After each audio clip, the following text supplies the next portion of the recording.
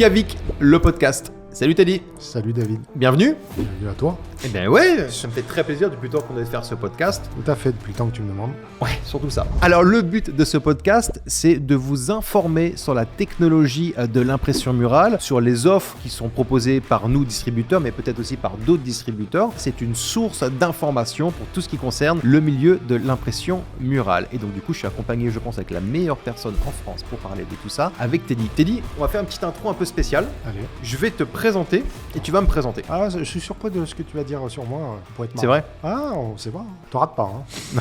C'est clair, j'ai pas le choix. Teddy, pour moi, c'est le couteau suisse de l'imprimante murale, du milieu d'impression murale. Pourquoi je t'appelle le couteau suisse ? Parce que, à la fois, tu as été prestataire avec l'imprimante murale, tu as été l'un des premiers en France à en avoir une, on en reparlera. Tu gères parfaitement la technique, la formation, la réparation, le SAV, le développement. Tu pourrais limite te fabriquer ta propre imprimante murale si tu le voulais, si tu avais le temps. J'ai failli, mais non. Et tu as failli, mais non. Et en plus, tu as aussi la vision du business de l'impression murale. C'est-à-dire qu'il n'y a pas que côté technique, c'est que tu sais comment le business fonctionne. Oui. Et tu connais aussi tous les genres de profils. Donc le couteau suisse, parce que finalement, dans l'impression murale, tu réponds vraiment à tous les postes. Tu peux vraiment tout faire. Malheureusement, tu n'es qu'une personne. Une journée dure 24 heures, tu ne peux pas tout faire. Après, il manque une lame. Laquelle ? Le marketing. Le marketing. Celle de David. Ouais, mais le marketing, tu es aussi très fort sur le développement web. On va pas se le cacher. Ouais. Mais je suis le côté obscur, le côté caché du marketing. Voilà. Maintenant, si c'est à moi de te présenter, David, c'est l'image de l'impression murale, je trouve, en France. Aujourd'hui, quand on parle d'impression murale, le visage qu'on voit tout le temps, c'est David. Il assume, il se met en avant, tu te mets en avant. David, le visage de l'impression murale, ça c'est... Et le globe-trotter de l'impression murale. Ouais. Le globe-trotter. Bientôt, peut-être qu'il ira faire des impressions dans d'autres pays. Hein. C'est peut-être déjà fait. En vacances, surtout. C'est peut-être déjà fait. Donc voilà, donc vraiment, encore une fois, Teddy aussi, ce qu'il faut préciser, c'est que Teddy est le directeur technique, le formateur et un peu responsable développement innovation chez Kiavik Vertical Print. Tu peux m'expliquer un petit peu ton rôle justement chez Kiavik ? Une grosse partie de mon rôle, c'est formation. Il y a aussi une partie qui est souvent méconnue, c'est quand je prends quelqu'un en formation, c'est créer une relation avec ces personnes. Et ça prend beaucoup d'énergie parce qu'il faut parler différemment ou apprendre les choses différemment avec les personnes. Il y a une grosse partie d'assistance technique, mais c'est plutôt l'assistance formation, c'est-à-dire les subtilités de réglage, toutes ces choses-là, parce qu'il faut savoir répondre rapidement et en temps réel. La formation continue un petit peu. Voilà, c'est ça. Il y a une partie, comme toute technologie, une partie technique, c'est-à-dire SAV, réparation, occasionnellement, mais ça peut arriver. Et il y a une partie développement innovation où je suis quand même beaucoup en relation en temps réel avec les ingénieurs en Chine, l'usine maître qui développe la technologie. Je leur donne beaucoup le ressenti d'un utilisateur. Et nous, on essaye avec eux, et d'ailleurs, beaucoup d'innovations viennent avec nous, grâce à nous, j'espère, parce que justement, on leur amène ce côté humain. On va en reparler tranquillement justement de la relation qu'on a avec notre usine en Chine. Mais oui, il y a tout un bureau d'études qui nous écoute. Tu es allé aussi en Chine, on aura l'occasion d'en reparler. Tout à fait. Moi, le premier chapitre qui m'intéresse beaucoup par rapport à ta vision à toi, c'est par rapport au côté technique et innovation, c'est où on est l'avancée de la technologie d'imprimante murale aujourd'hui, fin 2025, ou au moment où on enregistre ce podcast. Aujourd'hui, on est arrivé à un gap technologique. Aujourd'hui, on est arrivé à un plafond. On est arrivé à un maximum d'innovation. Moi, j'ai connu on va dire 2 générations en arrière d'imprimante murale. Aujourd'hui, on est arrivé à une rapidité d'impression, grâce à la nouvelle tête d'impression d'ailleurs, qui sera difficile de dépasser. On n'a plus cette sensation de se dire, si j'achète une machine aujourd'hui, et d'ailleurs on pourra reparler sur cette dernière évolution qu'on a eue là et la possibilité à nos anciens clients d'évoluer. On a réussi à arriver à un stade de vitesse et de rapidité. Il y aura sûrement des progrès dans l'avenir, ça c'est sûr. Il y aura tout le temps des évolutions, mais elles seront plus aussi fulgurantes qu'elles l'ont été, ne serait-ce ces derniers mois en fait. Aujourd'hui, on est arrivé à une telle rapidité. On va pouvoir aller plus vite, mais on va mettre en péril la stabilité et on va perdre en marge d'impression parce qu'on va devoir ajouter des têtes d'impression et tout. Et en qualité d'impression. Voilà. Donc aujourd'hui, on est à un gap où ça serait très difficile d'évoluer. On est arrivé à une maturation de la technologie qui fait qu'on aura des évolutions, des améliorations, on n'aura pas un gap. Ma première imprimante, la nouvelle, on doit être à 3 voire 4 fois plus rapide. Je parle vraiment d'une vieille génération. Donc il n'y a pas de frustration possible de clients qui pensent avoir une machine qui est complètement différente l'année suivante. Non. Voilà. On parlera des modèles hybrides après, des évolutions après. Mais oui, aujourd'hui, on est arrivé à une maturation. Mais même, on parle même pas que des machines qu'on distribue, on parle non, vraiment du global. Même les machines que je suis, on va dire les machines qui sont au haut du panier, parce qu'il y a le haut du panier et puis il y a le bas du panier, on va pas se mentir. Mais les machines où je suis sur le marché, les 4-5 marques en haut du panier, même je dirais un peu moins peut-être, on va dire les 4 marques en haut du panier, honnêtement, maturation aussi. Parce que c'est souvent la question qu'on nous dit et qu'on nous pose. Je trouve faut des imprimantes à 3 000, 4 000 euros. Quand tu regardes l'ensemble des machines disponibles sur le marché mondial, d'accord, pour toi, il y a combien de marques dites professionnelles, industrielles, haut de gamme, en incluant celles qu'on distribue chez Cavic, des ExxonJet? Combien de marques pour toi sortent vraiment dans la catégorie haut de gamme industrielle avec laquelle tu peux bosser sereinement? Moi qui source vachement de cette technologie, parce que c'est mon rôle de suivre toute cette technologie, moi je dirais qu'aujourd'hui, 1, 2, 3, allez, on va dire 5 marques. 4, okay. Entre 4 et 5 marques. Je sais que je pourrais les imprimer sans trop transpirer. Il y a beaucoup de marques, malheureusement. J'ai déjà eu le cas, hein, quand j'ai acheté ma première, on m'a appelé, on m'a dit « Ah, mais attends, ça marche pas. » Aujourd'hui, je pense qu'il y a 4-5 marques maximum où on pourrait y aller les yeux fermés. Après, il n'y a pas que la machine, il y a quand même beaucoup de choses à prendre en compte, on va pas se mentir. Mais ouais, on va pas avoir la prétention de dire qu'on est les seuls et les meilleurs, c'est pas vrai. Non, c'est pas vrai. C'est pas vrai du tout, mais on fait partie des 4-5 leaders en termes de technologie, je pense. Alors maintenant, c'est à moi de te balancer une petite question, parce que ça m'intéresse de savoir. Dis-moi. Ça fait quoi, 24 mois? Non, 18 mois qu'on est sur le marché? 24 mois. Il y a eu l'avant Kiavik, pour pas le nommer, et l'après, ou le maintenant, on va dire. Quelle évolution, toi, tu as remarqué entre le début et l'après? Parce que toi, comme moi, ou plutôt toi, parce que moi, j'y étais déjà, tu t'es lancé dans cette nouvelle aventure. Il n'y avait pas trop de présence sur les réseaux sociaux de cette technologie. Qu'est-ce que tu remarques aujourd'hui entre le début et maintenant? Quelle évolution tu as remarqué? Alors, ça va être au point de vue de la connaissance et de la notoriété de la machine, quelle qu'elle soit. Je ne parle pas que de notre marque. Le grand public commence à connaître l'impression murale. Quand tu dis à quelqu'un, je me lance dans l'impression murale, je fais de l'impression murale, je vais acheter une machine, soit les gens l'ont déjà vu passer sur les réseaux sociaux, ils savent de quoi on parle. Aujourd'hui, en décembre 2025, on enregistre. Il y a 2 ans en arrière, c'était pas la même. On communique énormément, on publie sur tous les réseaux sociaux chez Cavic Vertical Print. Du coup, on a fait, je crois que c'était en 2024, on est arrivé à 46 millions de vues sur l'ensemble de nos vidéos, dont une vidéo qui a fait un buzz mondial. Donc oui, il y a vraiment eu, on va dire, de l'intérêt et du trafic sur les vidéos d'impression murale. Donc aujourd'hui, la technologie commence à se faire connaître de plus en plus du grand public. Qui dit se faire connaître de plus en plus du grand public, dit, eh bien, finalement, en ce qui concerne le business, eh bien, tu vas avoir plus en plus de personnes qui vont avoir le réflexe de l'impression murale. Donc pour un prestataire qui se lance aujourd'hui plutôt qu'un prestataire qui se lançait il y a 1 an ou 2, eh ben, ça va être plus simple parce que l'impression murale commence à se démocratiser auprès des particuliers, il y a encore beaucoup de boulot, et auprès des professionnels. Et c'est là-dessus, il faut vraiment bosser dessus. Donc forcément, nous on bosse énormément sur démocratiser la technologie afin de la faire connaître du grand public. Après, si les gens veulent venir s'équiper chez nous, tant mieux. S'ils vont chez la concurrence, tant mieux pour eux. Mais en tout cas, ça bénéficie aussi beaucoup à nos clients qui finalement ont un impact direct de la communication. C'est pas tout le monde qui va acheter des imprimantes. Il y a aussi beaucoup de demandes de prestations. Donc ça évolue vers le bon. Mais attention, on est sur un marché de niche qui demande beaucoup de communication, de marketing, mais forcément, vu que beaucoup de médias aussi en parlent, on évolue vers le mieux là-dessus. Je trouve qu'on est encore au début, moi. Je trouve qu'on est encore au début parce que je rencontre encore beaucoup de gens, quand je vois ce que je fais, ils me disent, mais j'ai jamais vu. Ouais, alors que nous, on est biaisés parce qu'on passe notre temps sur les réseaux. Notre algorithme, on est matrixé, voilà, on est matrixé. Et aujourd'hui, on se rend compte que théoriquement, si on regarde le nombre de vues, pratiquement un Français sur 2, même un peu plus. Mais j'ai encore beaucoup de gens qui me disent, donc il y a encore du travail. Ça veut dire qu'il y a encore une marge de progression qui est énorme. Qui est énorme, surtout de plus en plus de professionnels du bâtiment commencent à s'équiper, les archis commencent à s'y intéresser, des appels d'offres ont été lancés avec des demandes d'impression murale, des gros projets, on en parlera, de plus de 500 mètres carrés dans des hôpitaux ont été gagnés par nos clients. Donc ça veut dire que oui, il y a forcément de plus en plus d'engouement. Mais oui, je suis d'accord avec toi. Même d'ailleurs, ce que je remarque, c'est que je m'attendais à ce qu'on ait beaucoup de peintres. Tiens, c'est un petit appel aux peintres. Il y a peu de peintres. On a quelques peintres. Alors quand je dis peintres, pas péjoratif, mais entreprise de bâtiment. Je m'attendais à ce qu'on ait 50-80% de personnes qui travaillent dans le bâtiment, peinture, archi, maître d'œuvre. Mais aujourd'hui, ça doit être 15% de notre clientèle aujourd'hui. Il y a un marché énorme, il y a une demande énorme, mais il n'y a pas les prestataires en face. Et je demande aux peintres, je dis aux peintres, mais aujourd'hui, vous avez un nouveau couteau à votre trousse à outils qui est là, qui est disponible. Pour faire une petite parenthèse, là on a terminé l'année 2025. Il y a énormément de peintres qui nous contactent et qui signent chez nous là, de plus en plus. On a eu 30 formations sur l'année 2025 et là sur les dernières, il y avait beaucoup plus de peintres et tant mieux. Et tant mieux. Parce que, et pourquoi ça marche pour les peintres? Tu te rends compte que quand tu es peintre, pendant que tu peins un mur, la machine, elle te pond ça, quoi. Donc toi, tu fais tes finitions c'est ça. Chez ton client. Tu débâches, tu fais tes petites finitions et tu doubles ton chiffre d'affaires de la journée en faisant ça. Tu vas apporter une plus-value sur une prestation. Je vois pas qu'est-ce qui peut, aujourd'hui, habiller un mur aussi simplement qu'appuyer sur un bouton imprimé. Alors j'abuse. Quand je dis appuyer sur un bouton imprimé, on va pas s'abuser. Mais aujourd'hui, tu as la capacité de doubler ton chiffre d'affaires d'une journée juste en ayant du matériel, quoi. On a un de nos clients, Anthony, qui lui a décrit l'activité. Il est peintre. Et c'est ce qu'il fait, comme tu dis, lui fait ses finitions, il met la machine à tourner à côté. Tu poses la machine à côté, elle fait un résultat incroyable, et en fait, c'est un double revenu. Tu repeins à côté, tu prends tant de mètres carrés. Bénéf, hein. C'est un business, c'est un gros business, et je pense que les gens, ils sont pas encore conscients de ce business-là. Et il a dit pour lui, c'est double satisfaction. Pourquoi c'est double satisfaction? Il dit, moi je suis peintre. Quand je termine un chantier, les clients, ils récupèrent leur maison, leur bureau, n'importe quoi. C'est neuf, c'est rénové, waouh, ils sont contents. Et le double effet waouh, ils sont contents de voir leur bureau, ils rentrent tout beau, tout neuf, et en plus ils ont une déco comme on peut avoir à côté. Donc il m'a dit c'est double satisfaction pour le client. Et lui qui est un passionné de son boulot, bah, c'est aussi double satisfaction de rendre le client heureux, quoi. Et par rapport à la peinture aussi, finalement c'est le volume d'affaires qu'ils ont. Ils ont du volume d'affaires. Tous les peintres, on en a eu un il y a quelques jours encore en formation ici, hier d'ailleurs, il nous expliquait, il est plein jusqu'au printemps 2026. Là sur les 5 premiers mois, il est plein. Donc du coup ils ont déjà un volume d'affaires existant.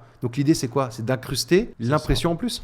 C'est qu'aujourd'hui, un peintre va être capable d'aller jusqu'à la finition plus. En temps normal, il fait son parquet, il fait ses peintures, il fait ses finitions, c'est propre. Là, il amène la déco. Avant, c'était le rôle d'un décorateur. Je dis pas que c'est plus leur rôle, mais aujourd'hui, tu peux décorer 3 chambres d'enfants. Les enfants, ils ont des choix assez simples, pas citer de marque, mais tu fais un Disney ou une chose comme ça, et tu as décoré les chambres des enfants. Toi, ça t'a pas pris plus de temps, puisque pendant que tu fais tes finitions, tu lances ton impression. Juste la mise en place et tu lances ton impression. Fini. C'est pas comme d'autres domaines d'activité où il faut les frotter des produits sur les murs. C'est nos limites. En temps normal, le client dit je veux une couleur, c'est bien, tu as un nuancier, il y a 20 couleurs, ouais, c'est du jaune, du bleu. Bon, là, c'est nos limites. Moi, je dis toujours, il y a 5 millions d'images. Et 5 millions, je suis gentil parce que l'IA aujourd'hui a quand même bien changé la vie par rapport au début où j'ai commencé.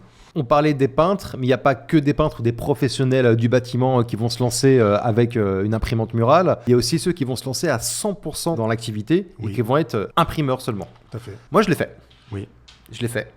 Bon, ça a marché. J'ai eu des très beaux contrats à plus de 10 000 euros, 14 000 euros, de tout, des contrats à 3, peut-être pas, minimum de 400-500 euros, 2-3 000 euros. J'ai eu de tout. J'ai arrivé sur un chiffre lissé à peu près à 8-10 K de chiffre d'affaires mensuel. C'est du chiffre d'affaires. Maintenant, c'est difficile. C'est plus difficile parce qu'en fait, il faut quelque chose qui est ultra important, c'est finalement les apporteurs d'affaires. On reparle des peintres, 2 secondes. Le peintre, il va faire des bureaux. D'accord, il va repeindre des bureaux complets. Il va dire à son client, si vous voulez, j'ai la machine, je peux même vous rajouter le logo de votre entreprise. Mais qui va dire non? Tout à fait. Dans la presta. Dans la presta, t'en as besoin. C'est ça.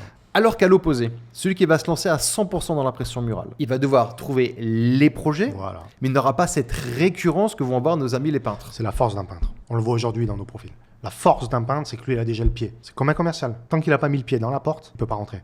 Le peintre est déjà dedans. Il est dans la place. Du coup, pour ceux qui se lancent à 100% dans l'impression murale, pour avoir cette récurrence, il faut bosser avec des apporteurs d'affaires. C'est ça. L'apporteur d'affaires, pour faire une définition simple dans le business, c'est celui qui va, prendre pour un débile, apporter les affaires. Pourquoi? Parce que lui a sûrement déjà du volume d'affaires. Donc en fait, c'est juste savoir prendre son ego, le mettre un petit peu de côté et devenir sous-traitant. C'est ça. Tu peux m'expliquer un peu par rapport à dans quel corps de métier, du coup, avec l'imprimante murale, tu peux être sous-traitant? Architecte, décorateur d'intérieur. Un apporteur d'affaires sous-côté, je trouve, c'est tout ce qui est courtier en travaux. Courtier en travaux, la maison des travaux et toutes les autres marques. Eux, ils ont une visibilité en fait qu'un indépendant va avoir beaucoup de mal à atteindre. On va pas se mentir. Un indépendant seul, s'il met pas un gros budget pub, ça va être très compliqué pour lui d'avoir une présence de partout. Par contre, si tu as la chance qu'un apporteur d'affaires type maison des travaux, courtier en travaux, te met en avant sur une pub ou sur un flyer, un maître d'œuvre. Tu as des promoteurs immobiliers. Nous, on a des promoteurs dans le coin, là, sur le coin de Grenoble. Je sais pas, c'est 2000 logements livrés à l'année. 2000. C'est astronomique. Il suffit d'un contrat, tu fais une résidence étudiante et tu fais toutes les portes. Moi, je connais bien ce domaine, mais demain, je connais beaucoup des vendeurs de cuisine. Tu as un promoteur avec qui tu as une bonne entente. Il t'apporte, même s'il te donne 1% de son parc. Oui, mais fois le nombre d'apporteurs d'affaires. Et c'est le gros problème, c'est que la machine, c'est l'outil. C'est très bien, c'est parfait. Quelqu'un qui veut se lancer dans l'impression murale, quelle que soit la machine, c'est très bien. Il a la machine. Mais en fait, s'il n'y a pas la vision globale de l'entreprise et du développement de l'entreprise, je pense à un de nos clients, sans vouloir faire du bashing, qui a été peut-être commercial dans le passé, qui se dit moi, je sais vendre des choses. Très bien. Mais là, tu vends un produit très spécial. Dans un marché de niche, tu vends pas un produit que l'on attend forcément. Donc en fait, il faut vraiment avoir cette vision de communication, de développement et de comment savoir vendre son produit. Les apporteurs d'affaires et le marketing. Tu parlais de marketing. Beaucoup pensent en faisant 4 posts TikTok, on va réussir, etc. C'est beaucoup plus compliqué que ça. C'est beaucoup plus compliqué. Mais par contre, lancer une telle activité sans se dire, ok, si on compte sur les réseaux, ça peut marcher. Mais il faut prévoir un sacré billet en communication, ne pas avoir peur de perdre de l'argent en mettant de la pub sur Meta ou autre pour peut-être gagner le trimestre d'après, peut-être après faire des profits. Et ça, c'est souvent le problème avec les clients. Tu as 2 façons de faire les choses. Soit tu vas chercher le client après chaque client. Ça veut dire que chaque client te demande une énergie pour récupérer. Tu t'épuises à faire ça. Alors que des fois, tu te dis, je vais peut-être avoir un chiffre d'affaires légèrement inférieur. Mais par contre, si j'ai le bon partenaire, il va me donner peut-être une affaire, 2 affaires, 3 affaires. C'est ce que tu faisais. On peut parler des cuisines un peu, vite fait? On fait une parenthèse sur les cuisines. Explique un peu par rapport aux crédences et les cuisinistes avec qui tu bossais sur Grenoble, vite fait, pour expliquer justement que ces cuisinistes étaient tes apporteurs d'affaires et toi, c'est Mobalpa, Schmitt qui t'appelait. En fait, moi, j'avais le choix. Soit tu travailles seul et tu vas chercher chaque client, sauf qu'il faut te battre pour choper chaque client. Chaque client te demande du temps, il faut faire de la pub. Soit tu dis, écoute, je vais plutôt lier des partenariats, ce qui a été le cas. Donc devenir sous-traitant? Tout à fait, sous-traitant. Après, c'est à toi de mettre tes règles et d'imposer ta façon de travailler, entre guillemets, d'être sérieux. Ouais. Et eux m'apportaient du travail. M'en apportent encore d'ailleurs, mais leur pouvoir, c'est qu'ils ont le flux de clients par leurs canaux à eux qui sont très puissants. Tu travailles avec Mobalpa, tu travailles avec d'autres. Que vous n'avez pas avec une imprimante murale en vous lançant. Soyons clairs, nets et transparents. Vous n'allez pas avoir un full clientèle. Vous allez avoir les fameuses courbes de développement. Vous allez avoir la machine. Première courbe, blam, oui, ça va marcher. Vous allez avoir votre réseau proche, vos potes, les entreprises autour de chez vous. On va parler de vous. Donc oui, il y a une courbe, une première courbe, blam, vous avez des clients. Après, il y a un plateau. Parce qu'à un moment, des potes et des réseaux proches, on va pas en créer tous les jours. Donc il y a ce fameux plateau. Mais après, il y a la chute. Et pour pouvoir remonter la chute et le deuxième plateau bas, c'est là où c'est compliqué si justement il n'y a pas cette récurrence qui arrive avec les apporteurs d'affaires. Et ce qu'il faut comprendre aussi, tu le disais, aller chercher des one-shots, c'est tout à fait jouable, mais c'est ultra fatigant. Demain, vous faites une impression comme ça chez un client. Une fois que c'est fait, c'est salut le client. Peut-être qu'il vous rappelle dans 5 ans s'il veut changer la déco, mais c'est le client, il est perdu. Donc il n'y a pas de récurrence. On s'épuise. Aujourd'hui, il faut tout miser sur l'apporteur d'affaires, malheureusement. C'est dommage. Le client, c'est du bonus. Non, mais l'indépendant, c'est du bonus. L'indépendant, pour moi, c'est du bonus. C'est du bonus, ça tombe, c'est bien. Il y a moyen de faire des très belles affaires, attention. Bien sûr. Mais le rapport sur l'investissement temps est meilleur avec un apporteur d'affaires. La marge est certainement plus faible, et encore. Il fait toute la partie commerciale pour toi. Et derrière, il y a du récurrent. On est d'accord. On est tout à fait d'accord là-dessus. De toute façon, là-dessus, on est... La définition d'un business qui tourne, c'est la récurrence. Et il faut la créer, cette récurrence. Que vous soyez avec des apporteurs d'affaires, enfin, quelle que soit votre technique, ça se trouve, il y a d'autres choses auxquelles on ne pense pas. N'hésitez pas à nous le dire, il y a des commentaires. Là, on parle vraiment mur. Ce qu'il faut faire comprendre, c'est que là, on parle vraiment stratégie murale. Parce qu'après l'imprimante, comme on dit toujours, il y a d'autres canaux. Mais balance pas la fin du podcast. Tu es en train de balancer la fin du podcast. Qu'on met pas trop en avant, mais on en parlera peut-être à un moment donné. Ouais. Mais là, on parle vraiment prestation murale, ouais. Les apporteurs d'affaires, les peintres, les entreprises de bâtiments. Indispensable. Indispensable. On va faire un petit côté technique. On me pose souvent les questions. C'est moi qui ai tout le temps les gens par email, par téléphone, et puis je vois aussi les commentaires sur les réseaux sociaux. On va parler de technique. Ça te concerne, ça m'arrange. Ne me piège pas. Hein. Okay. Non, ça va être compliqué. Du coup, dans la clientèle de toutes les personnes que tu as pu former, tu as formé plus de 45 personnes en 24 mois. Oui. Est-ce que tu peux me dire quels sont les 2-3 problèmes techniques qui reviennent le plus souvent et pourquoi surtout? C'est ça qui m'intéresse. J'appellerais pas du problème technique, c'est plutôt d'être besoin d'être rassuré. Quand tu sors d'une formation, peu importe la formation, que ce soit une formation sur une imprimante ou autre chose, peu importe l'équipement, tu ne peux pas malheureusement partir d'ici, contrairement à ce qu'on croit, en 2 jours et savoir tout faire. C'est pas possible. Si tu l'utilises d'une manière simple, il y a très peu de choses à toucher. Par contre, dès que tu veux affiner, aller loin dans les réglages, et c'est ce qui fait toute la différence entre une bonne imprimante et une mauvaise imprimante, c'est très long.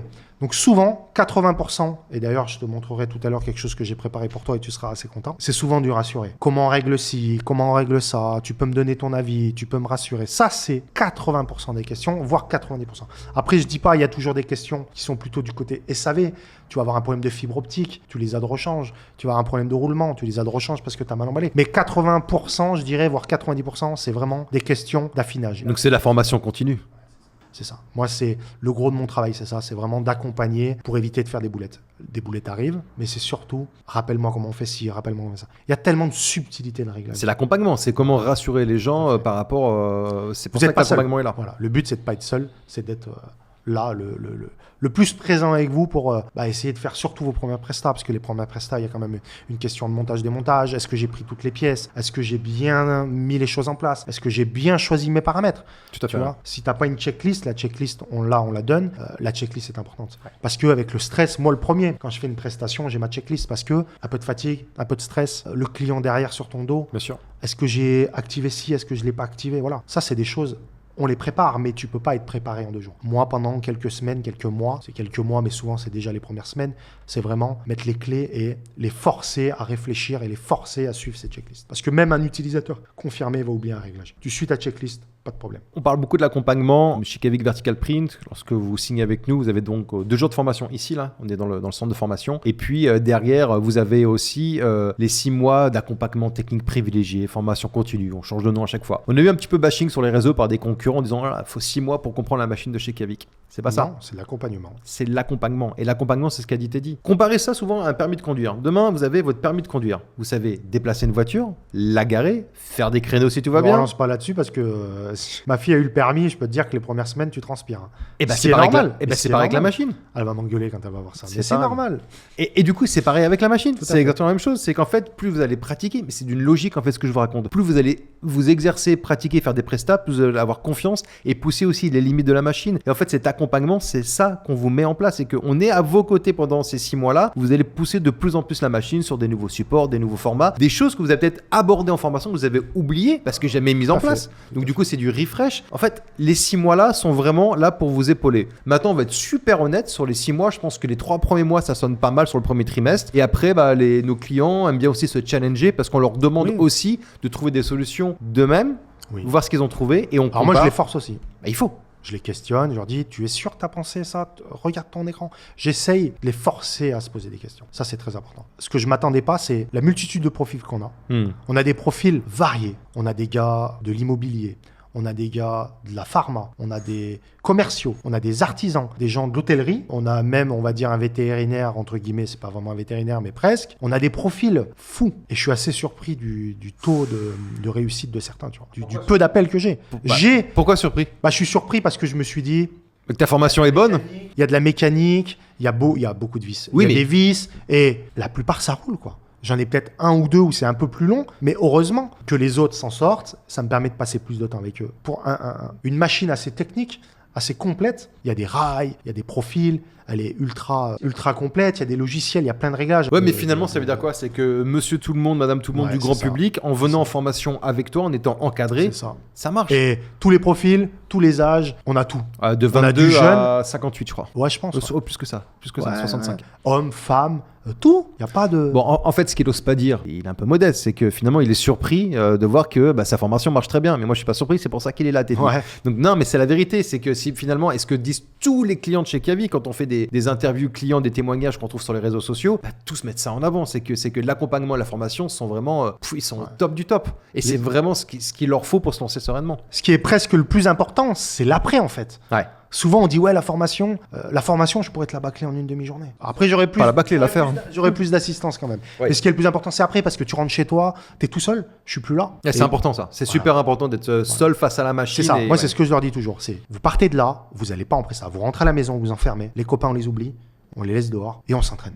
On prend mes fichiers, je donne une petite base de fichiers simples et on imprime. Le but, c'est d'être fluide. Après, je leur conseille de faire 1, 2, voire 3 impressions chez des copains, chez Tati, chez Mamie, peu importe, pour démonter la machine, la remonter, pour enlever toutes ces barrières psychologiques tout à de la dureté. C'est pas que c'est dur, c'est qu'il y a beaucoup de choses à penser. Tu te retrouves là devant plein de pièces, des outils dans tes mains. Tu as des gens qui ont quand même pas trop utilisé des outils. Après, c'est des automatismes. Après, Oui, c'est un c'est quotidien et tu t'habitues Sauf que tu t'habitues ça, à tout ça. ça prend un peu de temps. Pas beaucoup, hein, mais déjà une dizaine de jours, une semaine. Je leur dis, prenez une petite semaine, montez là. Justement, quel est le record dans nos 45 clients qui ont suivi la formation avec toi Oui. de la prestation la plus rapide post-formation? Oh, mais j'en ai vu un, il n'était pas arrivé, qui disait, vendredi, je dois imprimer, quoi. Et genre, on était quoi, mardi, mercredi? Ah, il avait rien préparé, c'était, on a préparé pendant la formation, on a plus de... Donc, sortie de formation, c'est combien de jours après? 4 jours, 3 jours. Ah ouais. Ah, je crois, c'est ça, ouais. Je lui ai dit, t'es un peu fou quand même. Et Bon, il a réussi. Hein. Après, j'étais en stand-by. J'avais préparé les fichiers pour éviter qu'il galère quand même. Au bout d'une semaine, c'est quand même un peu court. C'est pas que c'est court, c'est juste que tu peux vite faire une boulette. oublier un petit détail. Voilà, quoi. c'est ça, un petit La détail. tête en auto, je dis n'importe quoi. Voilà, tu peux vite oublier un petit détail parce que t'as pas eu les galères chez toi. Ouais. Chez toi, t'as les galères. J'ai oublié ci, j'ai oublié ça, j'ai mal nettoyé tout. J'ai oublié mon angle, j'ai oublié mes vis. Le plus important, c'est ça. C'est vraiment de s'auto-entraîner et de finir sa formation. Les 2 jours de formation sont aussi importants que les 2 jours à la maison, en fait. Et ça, c'est ultra important. Parce que j'ai vu, hein, les gens qui partent d'ici et qui touchent pas la machine pendant une semaine, 10 jours, on a eu le cas malheureusement, c'est très compliqué. C'est pas que c'est très compliqué, c'est que j'ai l'impression de recommencer de zéro. Alors que si il part d'ici, focus, tout de suite dans le bain, C'est la continuité. tout de suite dans le bain, j'ai quasiment plus de problème après, quoi. Bon, on parlera des formations après, on va revenir sur le sujet formation. Là, on va se faire une petite partie que j'adore, c'est une liste de questions-réponses, une FAQ qu'on a reçue, on a posté sur Instagram en vous demandant, on tourne un podcast, justement, posez-nous toutes les questions que vous posez sur l'impression murale. C'est à toi que je vais les poser, ces questions. Allez. Alors, la première question, c'est quand sont les dates de formation? À quel moment on a des sessions de formation? Quand je suis de bonne humeur. Non, c'est pas vrai. Mal barré, hein.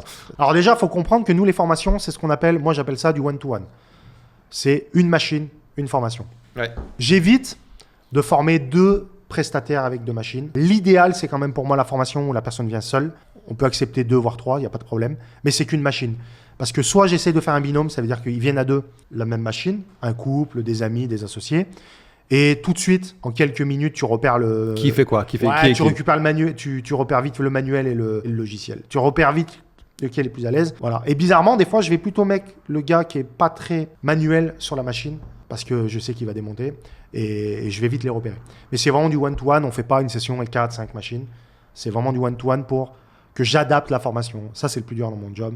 C'est que quand les gens arrivent, il me faut 15-20 minutes, je vois vite le profil, on discute un peu, je prends le temps de discuter et je vois vite le profil. Il y en a, je vais passer beaucoup de temps sur la mécanique et il y en a, je vais passer beaucoup de temps, un peu plus sur l'informatique. Parce que tu as des profils qui sont moins à l'aise avec un ordinateur et tu en as qui sont plus à l'aise. Donc les sessions, en fait, c'est tout le temps, il n'y a pas de session privée. Vous nous donnez 2 dates de formation qui vous arrangent et nous, on prendra la date qui match le mieux. Juste le temps qu'on s'organise, c'est plus avec nos plannings que des sessions, il y en a tout le temps, on en a tout le temps.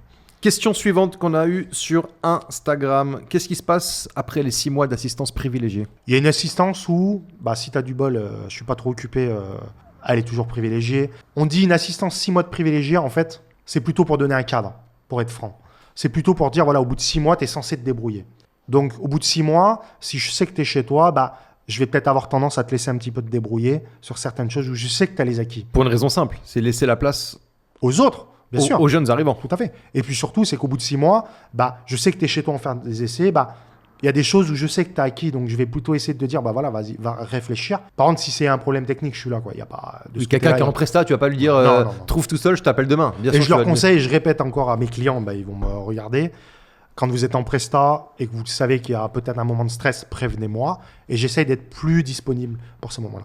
Mais au bout de 6 mois, t'es pas lâché dans la nature. Le but des 6 mois, c'est de donner une date. Il faut bien donner une date. 6 mois, 18 mois, 3 mois. Il faut donner une date. C'est vraiment pour cadrer le truc. Question suivante sur Insta qu'on nous a posée. Je suis pas bricoleur, je sais pas trop faire de graphisme. Est-ce que je peux m'en sortir avec l'imprimante? Oui, alors déjà, on n'est pas graphiste. Moi, je me suis mis dans l'impression murale il y a 10 ans sur d'autres technologies.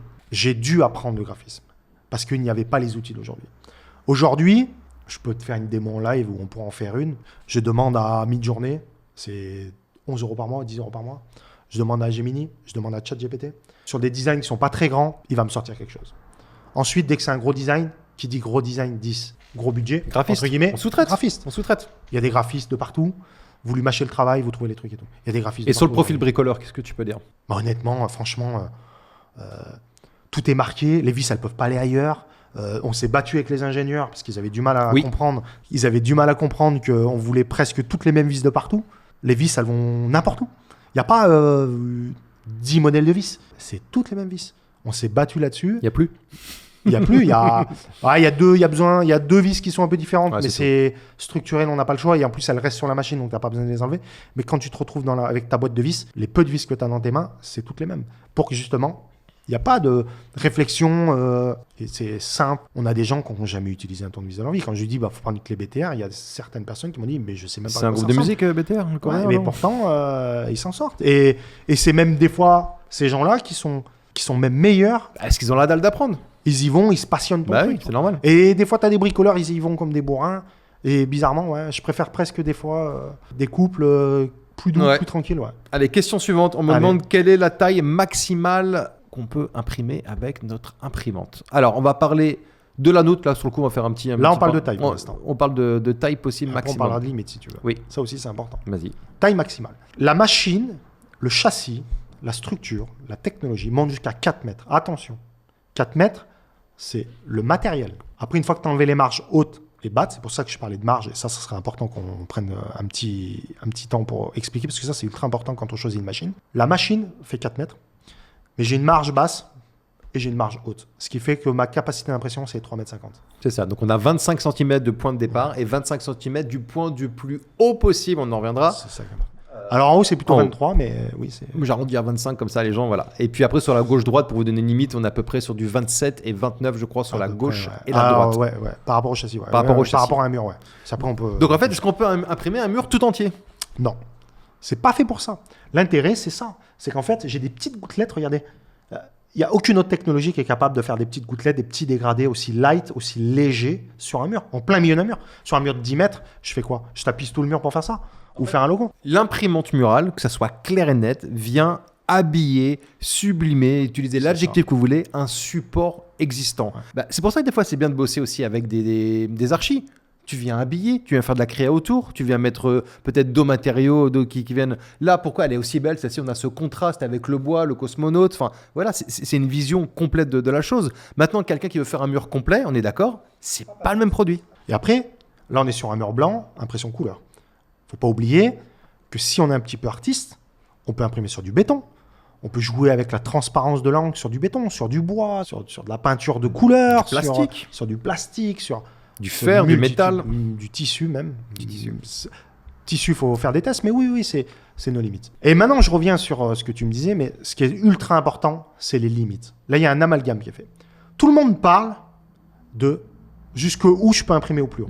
Si tu écoutes tout le monde te dit, moi, je peux imprimer jusqu'à 25, 30. La moyenne, c'est entre 20... Non, je pense que c'est 23 le plus haut. C'est entre 23 et certaines 40 cm du plafond. 40, ouais, pour les plus hautes. Voilà. Donc, en gros, c'est ça.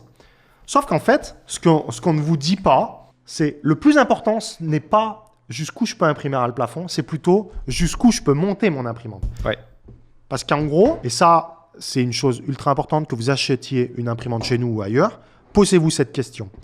Comment je peux imprimer jusqu'à 25 cm du plafond si je ne peux pas amener ma machine jusqu'au plus haut du plafond, jusqu'à ras le plafond? Donc, en gros, tu es en train de nous dire qu'il faut du matériel qui s'approche le plus possible du point le plus haut possible dans la pièce, c'est-à-dire le plafond. À peu près 10 cm.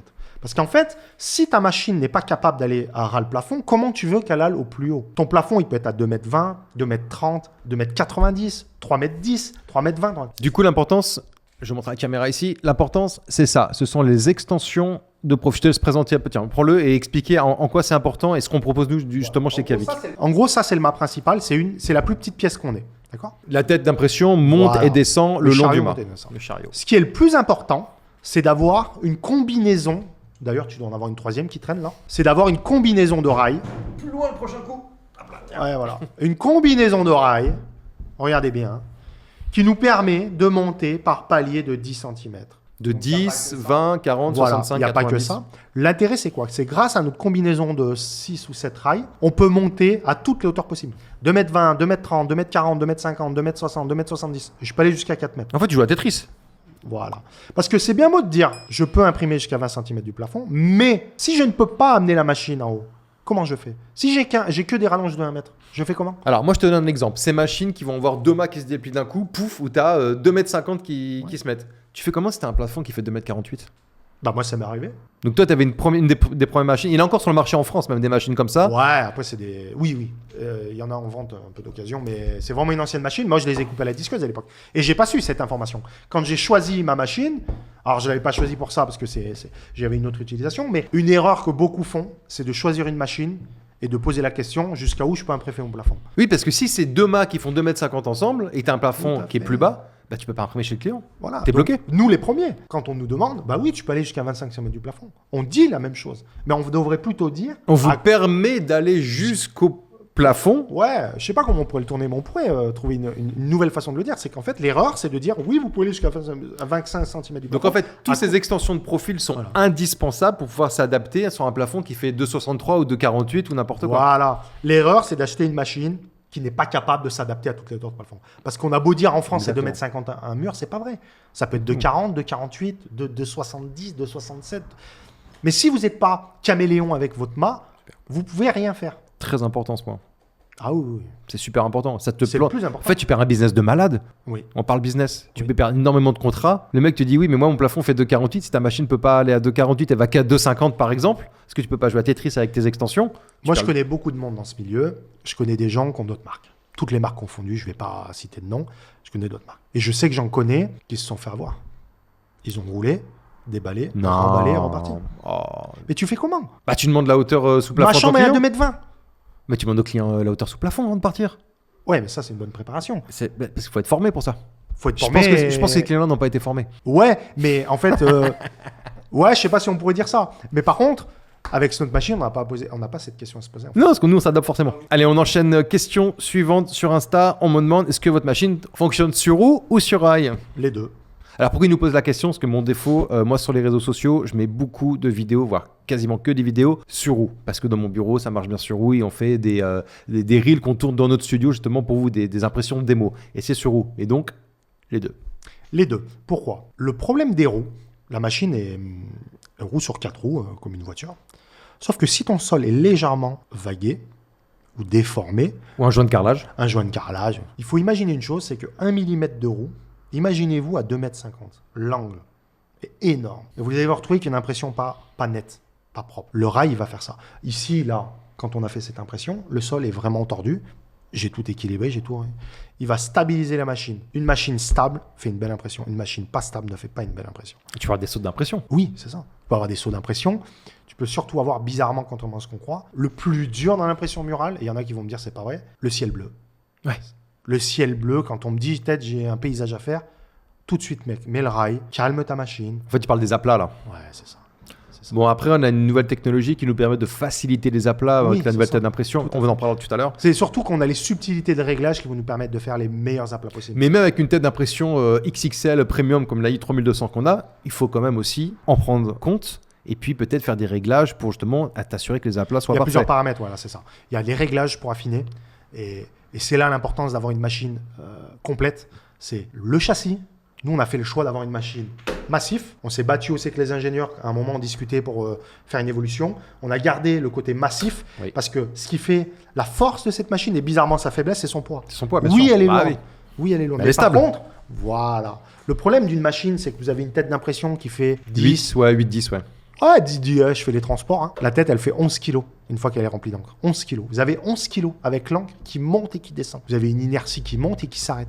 La machine, si elle n'est pas lourde et stable et ancrée sur le sol, bah, automatiquement, elle va se balader. Anecdote, nous on a déjà utilisé une machine, on a été obligé de la lester de 42 kg de poids à l'arrière pour éviter ça justement. Les machines légères, c'est leur défaut. C'est que forcément, Ouais, plus dès tu que vas vous passez monter haut. les hauteurs, ouais, c'est ça. Et après, sur celle qu'on propose, en plus, il y a un petit secret industriel qui permet de régler justement le temps où la tête d'impression va pouvoir se calmer. J'en dis pas plus, mais ça permet de stabiliser la machine au niveau de la tête d'impression aussi. Voilà, donc c'est plein de petites touches comme ça qui font que la machine qu'on vend en tout cas chez Québec Vertical Print, et clairement là, j'ai pas honte de le dire, c'est la plus stable du marché. Ouais. Elle ne bronche pas, elle ne bouge pas. C'est comme je te dis, son plus gros défaut et son plus gros avantage, c'est le poids. C'est qu'elle est lourde, oui, mais par contre, c'est cet effet massif qui fait qu'elle est capable de prendre 12-13 kilos pendant des heures, les monter jusqu'en haut. Elle est lourde, attention. Elle est lourde, mais tu peux très bien la mettre dans une voiture ou même sur ton diable, je la mettre charge dans ton tout seul, camion. c'est pas un problème. Voilà. Quand je dis lourde, on se comprend.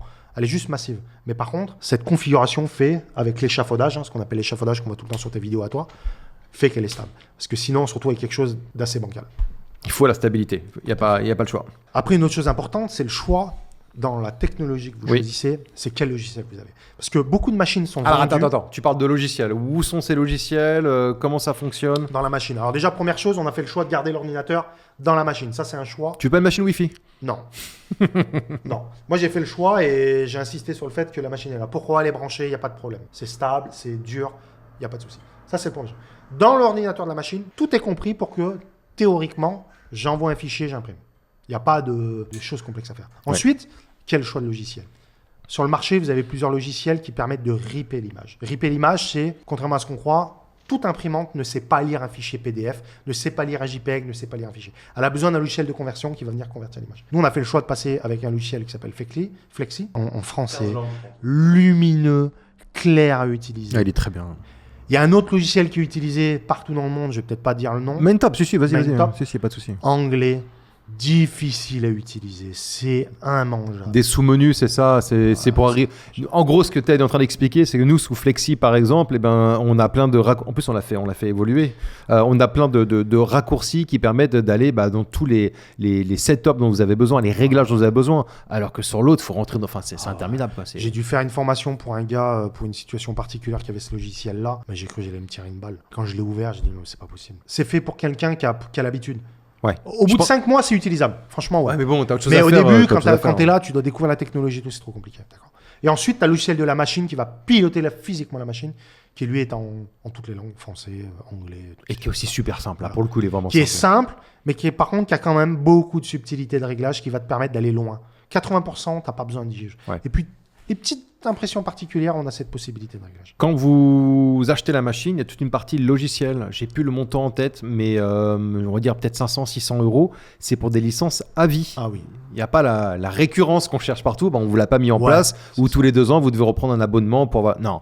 Vous avez votre machine, les logiciels, c'est à vie et il n'y a pas de prise de tête là-dessus. Je vais te raconter une histoire. Moi, avant de me mettre dans l'impression murale, j'utilisais des gros imprimantes de grandes marques fabriquées en Allemagne, des machines à plus de 100 000 €. J'achète une d'occasion. Imprimante à plat. Voilà. J'achète une d'occasion, elle tombe en panne. Technicien, 1500 €. Il vient, il manque une pièce. Il repart, il revient, 1500 €. Après, j'arrive à me débrouiller, je trouve des pièces. Ok, mais monsieur, vous ne pouvez pas toucher. Comment ça, je ne peux pas toucher?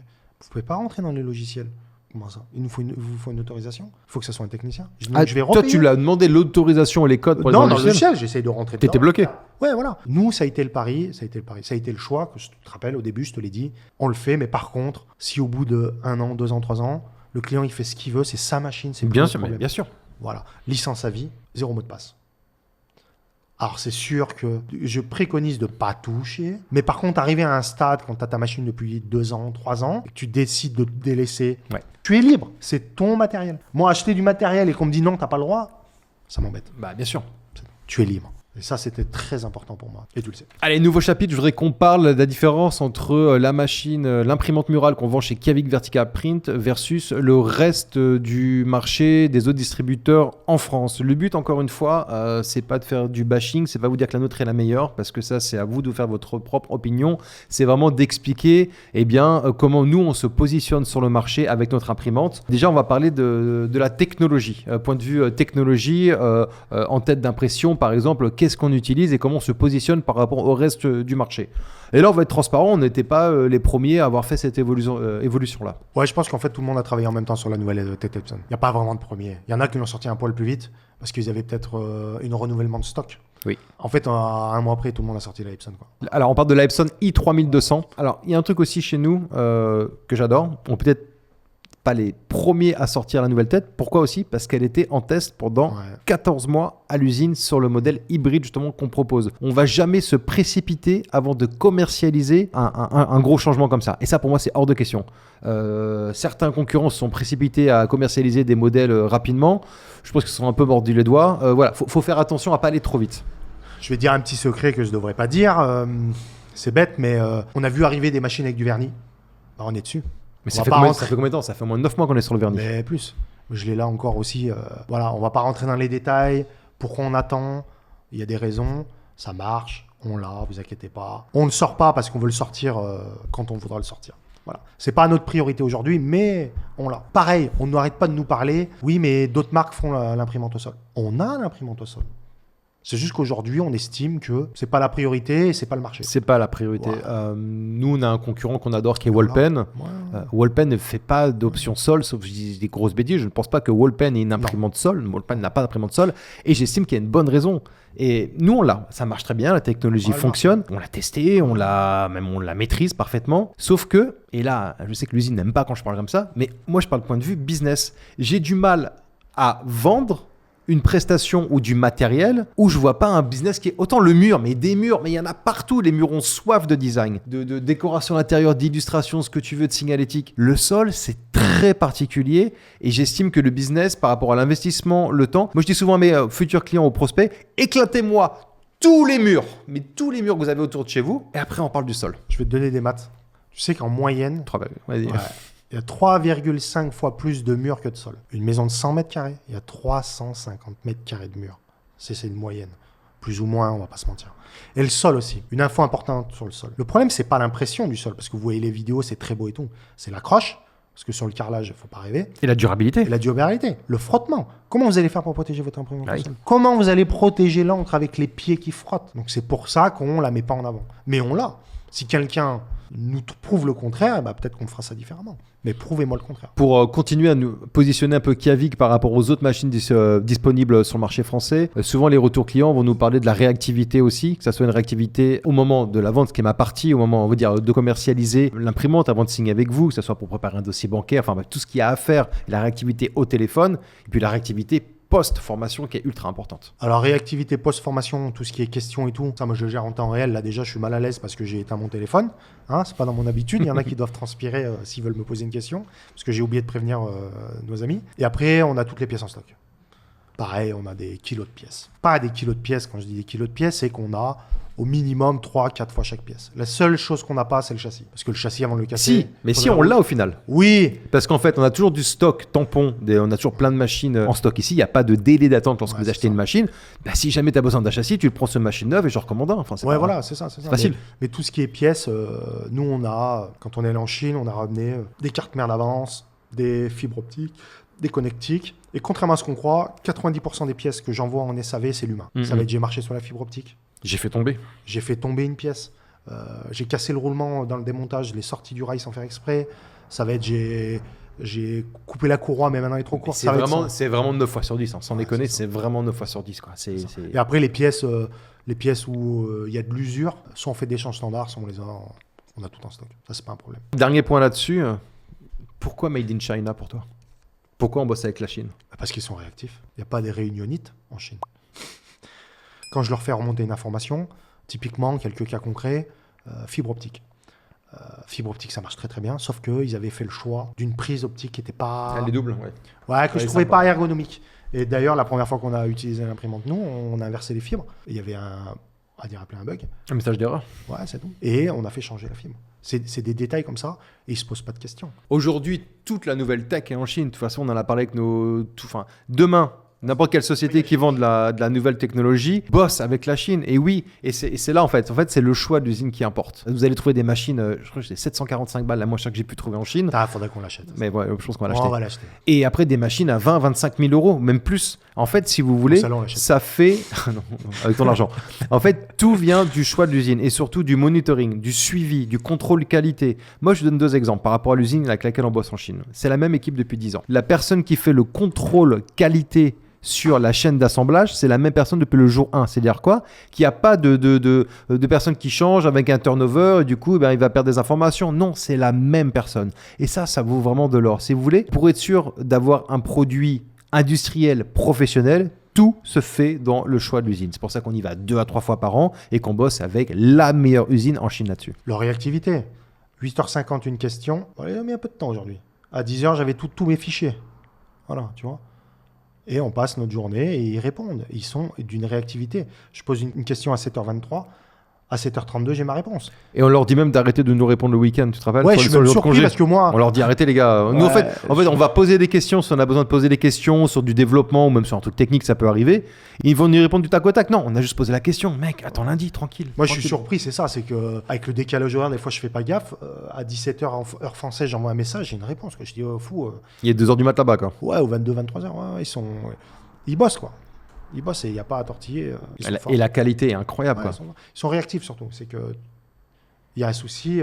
Culturellement, des fois, c'est compliqué, mais ils sont là. Quoi. Il y a l'écoute, la réactivité, et ça. puis le professionnalisme aussi sur tout ce qu'on veut développer avec eux. C'est ça. Toi, c'était quoi ton ressenti quand tu es arrivé la première fois en Chine dans l'usine? Ah, dans l'usine?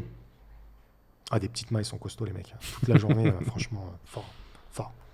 Et puis tu vois, j'ai pas pris de pièces là, mais si je te montre les qualités d'assemblage, pièces usinées dans la masse, je vais aller t'en chercher une. C'est quoi? On va les récupérer. Récupère-moi des trucs. Il va trouver. Attends, je vais te montrer. Vas-y. Bouge pas, je vais te montrer. Usiné dans la masse, l'emplacement des vis sont usinés. Alors, attends, usiné dans la masse, ça veut dire quoi? Explique à monsieur tout le monde. Mais gars, chaque pièce, regarde, on voit les formes. Chaque pièce a été fabriquée, usinée pour cette machine. Tous les emplacements sont usinés. Toutes les épaisseurs d'acier, 1,5 cm d'aluminium. C'est pas une tôle pliée. 1,5 cm d'aluminium, 1,5 cm d'aluminium, 1,5 cm d'aluminium. L'emplacement des vis, usiné. Donc, c'est que des pièces usinées. Là, on parle d'1 cm d'aluminium, usiné, à la forme pour notre machine. Il n'y a pas de pièces pliées, de pauvres tôles pliées. Tout est fait sur mesure. Mais oui, là, c'est 2 pièces. C'est pas une pièce pliée, c'est une pièce usinée, encastrée. Et ça, par exemple, sur la qualité de la machine, ça va jouer, c'est ça. C'est-à-dire que la machine... C'est la durée de vie. La durée de vie, c'est ça. Ça va pas se plier, ça va très peu s'user. Je voudrais qu'on aborde un sujet qui est vachement important, qui fait partie de la formation. Est-ce que tu peux nous expliquer la structure de la formation ? Là, on a notre ami Thibaut qui a quitté la formation hier. Donc, ça dure 2 jours. Explique-nous en accéléré, vraiment en 1 minute. Les modules, on va dire. Ouais, les modules, qu'est-ce que vous faites en formation, de quoi vous parlez, variés. sachant que 99% de nos clients ne connaissent même pas le milieu de l'impression numérique. Alors, la première phase, c'est con, c'est la découverte du client, du prestataire. Déjà, on discute. Moi, j'aime l'humain. On discute, j'essaie de comprendre son parcours ou les bases pour savoir s'il est technique ou pas. Sans trop lui demander parce que tu vas voir, il va mentir. Pas qu'il va mentir, mais naturellement, oui, je suis bricoleur. Oui, il va se mettre Voilà. en avant. Découverte du matériel, toutes les possibilités parce que souvent, beaucoup achètent, mais tu te rends pas compte de tout ce qu'il y a dans le kit. Il y a quand même 270 kg de matériel. 260 ? 220 net. 220 kg de matériel. Non, l'imprimante ne fait pas 220 kilos. Non, mais c'est attends, tout, on ouais. l'a déjà fait ça. C'est tout le matos, les Tous rails, les les machins, les accessoires, extensions, tout tout. compris. Même l'angle, je crois, dedans compris à ce Ouais, point-là. le kit SAV, chaque pièce, parce que j'offre un kit SAV, les erreurs humaines. Parce qu'en fait, je sais les pièces que les gens peuvent abîmer, détériorer, donc je les offre dans un paquet. J'offre le premier, et après, ils payent le deuxième, on va pas se mentir, mais j'offre le premier parce que incapacité, parce que tu as cassé un roulement, alors qu'il faut 5 minutes pour le changer, tu vas finir ta prestation. Ça, c'est le premier module. Ensuite, il y a démontage, remontage de la machine. Ça prend 2 bonnes heures. Pas parce qu'elle met 2 heures à démonter, mais le temps d'expliquer chaque les pièce. Voilà, montrer chaque pièce, comprendre chaque pièce. Ensuite, l'utilisateur remonte la machine, où je le surveille, je lui explique encore une fois les choses. La courroie, toi, tu sais bien de quoi je parle. Ensuite, il y a une grosse partie logicielle, ça c'est le mal de tête. Le plus long, c'est le logiciel, il y a beaucoup d'informations. Sachant qu'il y a des tutoriels vidéo sur chaque module. Oui, c'est ça. C'est qu'en fait, on a mis en place une plateforme, ce qu'on appelle Kevin Copilot entre nous, qui est une application, une plateforme vidéo où vous retrouvez tous les modules des cours que vous avez oubliés. Ça vous aide vachement. Surtout les réglages des logiciels. Réglages, beaucoup de bouts. Donc, souvent, comme j'interagis avec l'utilisateur, la première phase, c'est qu'on parle des logiciels. Pas pour qu'il apprenne tout, parce qu'il ne peut pas tout apprendre, c'est pour qu'il me pose des questions. Ouais. Mais pourquoi ci, et pourquoi je fais ci, pourquoi je fais ça, ça c'est très important. Ensuite, il y a les premières impressions dans la matinée. L'après-midi, on va déjeuner, on refait une impression, et ensuite on monte le rail. Même si on l'utilise pas, on monte le rail. Et le lendemain, c'est plutôt le blanc. Parce que le blanc, il y a beaucoup de choses à comprendre avec le blanc. Et après, selon le profil, soit on se remet sur la mécanique, soit on refait beaucoup d'impressions, selon le profil. Et une petite phase de Photoshop en même temps que le logiciel. Ça, c'est les phases principales. Et après, je roule par rapport à l'utilisateur. Un mec qui est très fort mécanique, ça se monte tout seul. Je veux beaucoup me battre sur le logiciel. Par contre, tu as des gens qui sont très à l'aise en informatique. Je sais que lui, si je lui mets un tutoriel, il va pouvoir... là, je vais peut-être passer plus de temps à démonter. Et puis vous imprimez voilà, à gogo. et je vais lui dire redémonte une deuxième fois peut-être. Et après, on imprime. Vous imprimez à fond. Ouais. Même dès la première matinée, vous imprimez. On imprime beaucoup de petits trucs parce que. Oui, ça sert à rien sinon, d'attendre 1 heure ou 3 quarts d'heure pour imprimer ça. Autant faire des petits trucs. Ouais, de 20 voilà, minutes. c'est ça. C'est plein de petits trucs. Le but, c'est d'être à l'aise dans le fait de nettoyer et d'imprimer. Voilà. Donc, du coup, on a parlé de tous nos clients, 45 formations.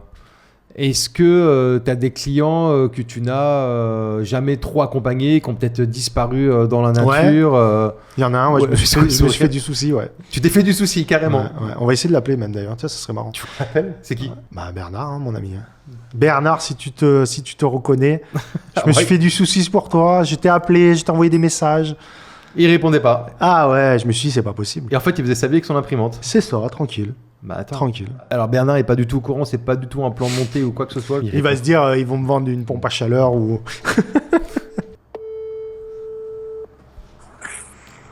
Il répond. Allô. Salut Bernard, c'est David, ça va ? Oui, salut David. Oh Bernard. Bernard, t'es dispo ? Oui, vas-y, je suis là. Ok. Bernard, on est en train d'enregistrer une émission, un podcast, et on pensait à toi. Donc là, pendant qu'on t'appelle, en fait, on n'est pas en direct, mais on est quasiment en direct. Et voilà. En fait, on pensait à toi parce que Teddy disait, eh bien finalement, Bernard, c'est un des premiers clients qu'on ait eu, et puis celui qui nous a le moins appelé. Des fois, il disparaissait pendant des mois, on n'avait pas de nouvelles. Moi, Bernard, je voulais savoir comment ça va avec la machine. Est-ce que tu as eu des petits soucis techniques ? Comment tu as évolué ? Est-ce que tu peux nous dire ça en 2 secondes ? Techniquement, je commence à être à l'aise là, ça y est. ça y est quand même. Après, il faut faire super gaffe. Tu vois, j'ai cassé l'entête là de lavage. Le bloc pompe, ouais. Le bloc pompe parce que tu veux aller vite, parce que tu fais pas gaffe. T'as vite fait de faire une bêtise en fait en allant trop vite, quoi, en fait. Ouais. Souvent on dit la pression murale, faut être quand même assez posé pour faire ça, ouais. Pas C'est d'imprécipitation. exactement ça en fait.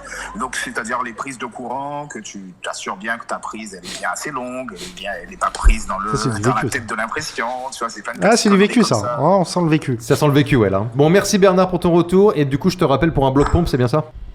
Et tu me rappelles donc pour un bloc pompe. Et Ouais, il est ça là, marche. on l'a en stock. On l'a en stock, on s'occupe de ça. Merci Bernard, bon app au McDo. Attends, non, j'ai une petite question quand même, dernière. Oui. Ta formation, comment ça s'était passé sur ces 2 jours que tu as pu passer à son Grenoble neveu, avec nous? T'étais avec son neveu. Oui, j'étais avec mon neveu, donc C'est c'est ça. plutôt chouette.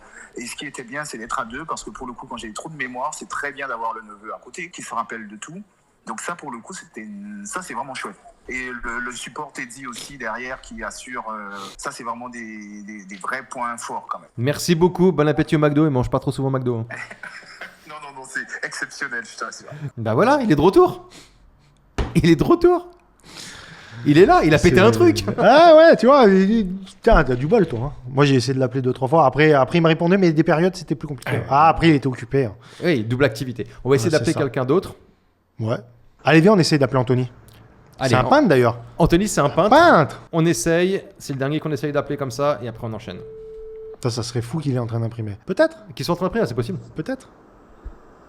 Salut David, Salut Anthony, ça va? et toi? Ouais, Anthony, t'es en direct, en fait, on fait un podcast, on est en train d'enregistrer, on s'est dit qu'on allait appeler 2-3 clients comme ça. Donc on t'appelle juste pour savoir déjà comment ça va avec le business de l'impression murale. Ça fait bientôt un an aussi que tu as ta machine. Un an, attends. Ouais, bientôt, ouais. Comment ça se passe avec ta machine, ton business, tes commandes? Tu peux nous faire un petit résumé de l'année qui est en train de s'écouler? T'es en roue libre. Hein.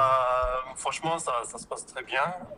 En plus, grâce à toi, samedi, normalement, on va imprimer à Paris, le restaurant. Ah, t'as eu le contrat? Oui, normalement, tout est OK. Donc, samedi, on imprime toute la journée. Génial. Alors, Faut juste que- petite anecdote, Voilà. ça c'est une demande que j'ai reçue sur Kavik Vertical Print sur les réseaux sociaux. Et du coup, Anthony était mon client le plus proche de cette personne qui avait besoin d'une prestation. Donc j'ai filé le client Anthony. Ok, super, c'est génial. Voilà. Donc, avec Linda et son mari, je vais imprimer samedi toute la journée parce qu'il y a plusieurs designs à faire. Donc, Ben, bravo. non, c'est Belle super. journée alors. En fait, ça nous ouvre des portes qu'on pensait même pas, qu'on n'imaginait même pas que ça puisse s'ouvrir, quoi. Comme la marque que tu as vue en début de semaine, là, je sais pas si on a le droit de. Si, vas-y. Mais, on a imprimé pour Montboussin, Beau. une marque luxueuse, donc voilà. Comment ça s'est passé vite fait, Anthony, après ta formation, quand tu as eu besoin de conseils, de suivi, de formation, tout ce qui est technique avec TED? Comment ça s'est passé? Même au bout de 6 mois, j'ai eu une petite galère. D'ailleurs, merci parce que vous avez bien dépanné ma femme sur ce coup-là. Ouais, oui, j'avais oublié celle-là. Ouais. C'est bon, je me rappelle. Non, nos problèmes jusqu'à présent, quand tout se passe bien, que veux-je que je dise? Je peux rien dire de plus, tout va bien. Des petits montages, des petites boulettes. La dernière fois, c'était dit, m'a répondu direct. Passer les 6 mois, c'est ce que tu es en train de dire. C'est même après les 6 mois, il y a de la réponse derrière. Voilà. Comme je dis toujours à David, s'il joue le jeu, je joue le jeu. Si tu fais l'effort d'apprendre, Oui. moi je suis là. Le gars qui fait pas l'effort, au bout de 6 Oui, mois, oui. je suis moins là. Voilà, c'est tout. C'est pour ça que je réponds le plus vite possible. Après, C'est ça. que veux-tu faire Une galère, ça arrive. Malheureusement, bien sûr. Donc, je comprends. Je Donc, comprends. tant Mais, mieux. cette machine, on a fait aussi une journée porte ouverte vendredi 12 décembre. On a fait une journée porte ouverte chez un fournisseur de peinture. Pareil, les professionnels, tout ça, ils étaient bluffés de la machine parce qu'ils ont vu ils voyaient en direct le rendu. Et ça reste toujours bluffant. Nous, je commence à m'y habituer. Mais quand tu vois, Les yeux qui pétillent. ouais, exactement ça. Les gens sont vraiment bluffés. Ils restent bloqués.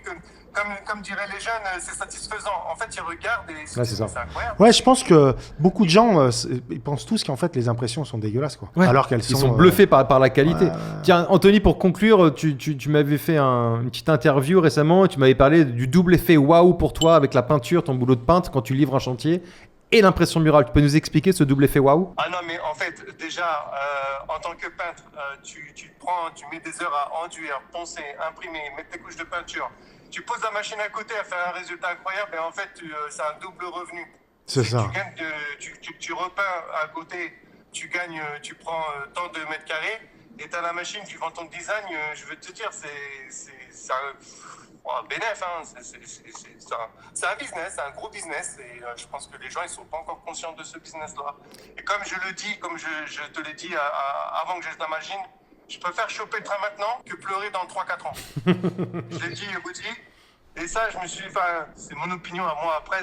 Et le double fait wow, tu parlais de la satisfaction client, l'expérience client quand tu remets un chantier avec des travaux de peinture satisfaits, enfin terminés, donc le client satisfait, et l'impression murale. Donc ce double effet wow dont tu parlais, c'était quoi exactement? Ouais, en fait, c'est un chantier à Versailles que j'ai eu, en sachant qu'à la base, il y avait 2 concurrents à moi, 2 concurrents de peinture qui étaient là. Quand j'ai posé mon téléphone avec Instagram, les vidéos, quand ils ont vu ça, en fait, j'ai fait la différence. Donc déjà, j'ai chopé le chantier certainement grâce à ça. Il faut savoir que le chantier, c'est un héritage. Donc il y avait 4 personnes.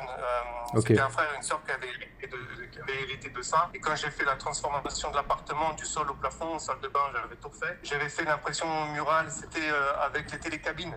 Oui. Ah oui. Donc ils étaient 4 personnes à rentrer, j'avais fait rentrer chacun leur tour et puis t'en as qui avaient leur main sur la bouche, t'en avais d'autres qui avaient la main sur la tête. En fait, ils étaient bluffés de voir ça. Franchement, c'est satisfaisant pour soi-même. Ah ouais, après on voit plus ton travail de peinture, c'est dommage. Ouais. Ah, tant mieux, c'est bien. Bon, merci beaucoup Anthony. On aura l'occasion de t'inviter aussi à un podcast pour parler de tout ça avec passion, parce que toi, c'est un métier passion que tu fais. Merci beaucoup, bonne route à toi et on se reparle très vite. Ça marche, bon courage à vous. Salut, bye. Bah, comme quoi. Ouais, tu vois. C'est un des meilleurs exemples, hein. C'est le peintre, peintre qui a tout compris. Mais qui a tout ça. compris. Qui a tout C'est compris. ça. Et c'est un des qui m'a le moins appelé quand même. Anthony, ouais. Ouais, franchement, lui et sa compagne, ils étaient super complémentaires en fait. Très mécanique, elle très à l'aise en admin. Et en fait, même au début, tu te poses des questions, tu vois. Au bout de quelques jours, tu te dis, il m'appelle pas. Et en fait, Ça roule. quoi. Après, il y a toujours des questions, là, comme la deux fois, elle avait une petite dinguerie, hop. Il vient de nous placer une information complètement dingue quand même. Il a gagné un projet à Versailles Ouais, dans un appartement qui faisait, je crois, 115 mètres carrés grâce à l'impression murale, quoi. Il Mais était en c'est- compétition et boum, il a eu le contrat, quoi. Mais c'est surtout, c'est que pendant qu'elle imprime, tu travailles, toi. On l'a la Ça, vidéo, c'est fort. je l'ai la vidéo. Il est en Ouais. train de faire ses C'est finitions ça, et derrière c'est la ça qui est machine. fort. Au lieu de regarder l'impression, profite de repeindre le mur. Comme ça, double travail. Donc aujourd'hui, tu as un double revenu. Exactement. Et même les clients, ils ont une double émotion en fait. Il y a beaucoup plus d'émotion avec l'imprimante murale que la peinture. Hop, voilà, mur terminé. Maintenant, on va aller voir comment que l'impression ça se passe. Bah voilà, ça a l'air d'être parfait tout ça. Et qu'en fait, c'est du plus, quoi. C'est que du plus. Tiens, c'est à moi de te poser une question. Vas-y. Qu'est-ce qui fait qu'on réussit ou qu'on échoue dans l'impression murale? Qu'est-ce qui peut faire une réussite ou un échec? C'est clair et net, c'est la vision que tu as dans ton entreprise. Parce que tu as eu un coup de cœur sur la technologie et tu as vu comment aller faire exploser et rayonner ta technologie avec des apporteurs d'affaires, etc. pour avoir de la récurrence. En fait, moi je dis souvent à des personnes, et j'ai pas peur de les faire fuir là-dessus, ou que je téléphone, je vois qu'ils ont coup de cœur pour la technologie. Ils vont nous suivre sur les réseaux depuis des mois et des mois et des mois, ils passent le cap, ils m'appellent, ils s'intéressent, ils veulent monter un dossier bancaire. Moi je leur dis, écoutez, avant d'aller plus loin ensemble, essayez de voir, comme si ils avaient déjà l'imprimante en fait. Ouais. Et je leur dis, allez choper des clients, allez choper des apporteurs d'affaires. Ou pire, si vous signez un contrat, trouvez une excuse en disant je suis pris pour les 2 prochains mois, j'en sais rien. Ouais, Mais est-ce qu'il y a une vision globale de comment aller chercher des clients ou est-ce que les portes se ferment rapidement? Moi, toutes les personnes, et ça je vous le dis à vous qui regardez, et je l'ai très souvent, c'est comment on trouve des clients. À moi, tu me poses 2 fois la question, je me dis mais te lance pas. Ouais. C'est qu'en fait, tu n'es pas forcément entrepreneur. Tu es censé m'appeler pour acheter une imprimante parce que justement, tu trouves trop d'idées pour avoir des clients. Et pas l'inverse. Tu n'achètes pas une imprimante pour trouver des clients. C'est l'inverse, tu vois. Et pour moi, le succès de ce business d'impression murale, il est au tout début de ta réflexion. Alors forcément, avec le choix avec qui tu vas bosser, avec Kevik ou avec d'autres distributeurs. Et après, c'est OK. C'est où je chope mes clients. Mais me pose pas la question à moi. Bien sûr, je vais t'aider, je vais t'accompagner. Ça fait partie de l'accompagnement là-dessus. Mais c'est justement à toi de plus pouvoir en dormir la nuit parce que tu vois des clients et des murs partout. Bah, il y a mieux rien, non. Et vraiment, la différence, elle est là. C'est finalement que tu fasses de l'impression murale, que tu vends des stylos ou n'importe quoi. Le plus important, c'est comment tu vois le développement de ta société. Tu es entrepreneur demain. Bah, le plus dur, c'est bête ce que je vais dire. Dans l'entrepreneuriat, ce qui est le plus dur, c'est de se vendre. Donc, c'est le plus important. Donc, va vendre. 80% de ton temps, tu vas pas le faire imprimer. Voilà. Tu vas pas imprimer. Tu vas développer ta boîte, rencontrer des apporteurs d'affaires, faire de l'admin, le machin, le côté chiant des boîtes françaises. Mais tu vas faire de la com, tu vas faire du réseau, du networking, des apporteurs d'affaires. Et en espérant, 80-20, la loi de Pareto, en espérant que les 20% que tu passeras imprimer te rapportera assez de chiffre d'affaires. Et c'est ça. vraiment ce qu'il faut aller chercher. Il est là le succès. Tu sais, je te relance sur une autre question qu'on m'a posée souvent et je pense qu'il y a besoin d'une réponse. Est-ce que tu loues ces machines? Est-ce que tu fais du financement sur ces machines? Mais c'est pas mon Parce métier. qu'on me la demande. C'est pas mon métier. En fait, j'ai beaucoup échangé avec mon comptable, la banque, en leur disant voilà, j'ai souvent des demandes pour faire financer les machines. Est-ce que je fais des financements? Les deux m'ont dit ne fais pas ça. Ce n'est pas ton métier. Une personne qui est déjà à son compte et qui n'arrive pas à se faire financer, je suis désolé de parler comme ça, mais du matériel à 30 000 euros, c'est un truc qui ne va pas dans les comptes de la boîte. Parce que ça, en crédit bail ou en crédit pro, c'est ultra facile à faire financer. Une personne qui se lance, qui n'a pas de bilan, qui vient de créer une entreprise, du coup, on va lui donner les tips justement pour se faire financer. Donc, t'accompagnes. J'accompagne là-dessus, c'est ça. mais je ne finance pas parce que ce n'est pas mon métier. Donc, si je comprends bien, tu accompagnes, tu fais pas les dossiers, mais tu accompagnes. J'accompagne. Tu aides. Ça, c'est important. Surtout un jeune entrepreneur qui a Exactement, pas d'habitude. exactement. Ça, c'est important. Et on aura sûrement l'occasion d'en reparler avec des banquiers dans ce podcast et avec des comptables. Pourquoi ce n'est pas le rôle de Kavik Vertical Print de financer. Tout comme ce n'est pas le rôle de Kavik Vertical Print de vous donner des prévisionnels. Et pourquoi? Ah, non. Comme je dis toujours, on ne peut pas donner de prévisionnel. Par exemple, souvent on nous dit combien je peux vendre ma prestation. On ne peut pas donner un chiffre. Pourquoi? Alors attends. On peut donner le chiffre si quelqu'un dit combien se vend une prestation en Voilà, moyenne, etc. On peut donner une moyenne. On ne peut pas moyenne. donner un chiffre réel. C'est pour ça que tout le temps, je prends des pincettes. Est-ce que tu as acheté une machine seule? Est-ce que tu as un associé? Est-ce que tu as acheté une voiture pour faire les prestations? Est-ce que t'as tu un as des crédit? employés? Est-ce que tu as un crédit? Est-ce que tu as un local pour stocker ta machine? Voilà. Quels sont Donc, tes frais? Voilà. Et quelle est ta gourmandise de salaire? Parce que tu peux avoir des petites prétentions et des grosses prétentions. Donc, le prix au mètre carré va s'en ressentir. Nous, on a eu des grosses affaires qui ont été abandonnées ou pas faites parce que l'entreprise avait des trop grosses Vas-y, prétentions. donne du détail, c'est un exemple excellent. On a une entreprise qui a plusieurs employés, qui est sur plusieurs activités. Mhm. Une belle prestation n'y est pas allée parce que le coût horaire n'était trop faible. 38 000 euros de budget Voilà. pour 600 mètres carrés, je peux le dire. Alors qu'un petit prestataire, quand je dis petit, c'est pas péjoratif, Un indépendant. un indépendant qui aura des besoins financiers plus faibles, Moins de frais. lui aura retrouvé une belle rentabilité. Ouais. Et ça, c'est important. On ne peut pas... On peut donner des fourchettes de budget au mètre carré, des prix, des conseils. Par exemple, le premier mètre carré, on pourrait en parler, mais qu'est-ce qui est important? Le premier mètre carré, il comprend des montages de machines, remontage de machines. C'est pour ça que le premier mètre carré est toujours plus cher. Et les autres sont très dégressifs ouais. et ultra rapidement. Parce que le taux de marge brute, Ouais. ce qu'on comprend bien, est très élevé. Maintenant, on ne peut pas vous dire combien vous allez faire de chiffre d'affaires. J'en ai aucune idée. On ne connaît pas votre force entrepreneuriale non plus. Je ne sais pas quel est votre réseau. Et Je ne votre sais coût. pas. Je ne connais pas vos coûts. Et surtout, frais. me dire ouais, mais combien de chiffre d'affaires je peux espérer par mois? Bah, tu peux espérer 25 000 comme peut-être 500 euros. J'en ai aucune idée. Et ça serait vous mentir à vous qui regardez. Et même nous, enfin voilà, on va pouvoir dormir Ouais, tranquillement. puisque si tu fais du 100%, est-ce que tu fais du temps partiel? Est-ce que tu es au début, à la fin? Est-ce que tu es dans le bâtiment? Un peintre en bâtiment va peut-être avoir un coût plus faible parce que justement, il peut masquer le temps. Voilà, il y a plein Oui, de mais le paramètres. patron en bâtiment, autant aura du volume d'affaires de par Tout son à fait. activité principale, autant C'est- celui qui se lance au début aura personne, il va mettre 6 mois, etc. etc. C'est pour ça qu'on donne pas, que tu ne donnes pas un prévisionnel fini. C'est juste une idée qu'il faut retravailler avec son propre comptable. On est bien Exactement, d'accord. exact. On va donner les coûts à l'année, les coûts d'assurance. Donc, c'est de l'accompagnement. C'est de l'accompagnement là-dessus. Ouais, c'est ça. C'est vachement important. Ouais, que ça soit dans l'utilisation de machines, dans la formation, Ouais. dans l'assistance et dans le lancement. Parce que quand tu n'as jamais été entrepreneur, ouais, ça peut être vite compliqué. Ça fait beaucoup de choses à gérer quand on n'a jamais géré des dossiers et des banques. On se fait pas avaler par un banquier, il ne faut pas s'inquiéter. Ça devrait aller. Ok, il a besoin de vous, il gagne sa vie le banquier, faut pas l'oublier. Hein. Ouais, c'est ça. Pour bien comprendre les choses, comment on fonctionne aussi, donc moi, ma société, c'est Kavik Vertical Print, et la boîte de Teddy, c'est pas Kavik Vertical Print. On est deux identités Ouais, différentes, on On est a un deux gros sociétés partenaire. différentes. Bah, là-dessus, je vais mettre certaines nuances. Déjà, c'est pour ça qu'on est à Annecy et à Grenoble, parce qu'on se pose souvent la question. Moi, je vis à Grenoble. David vit à Annecy.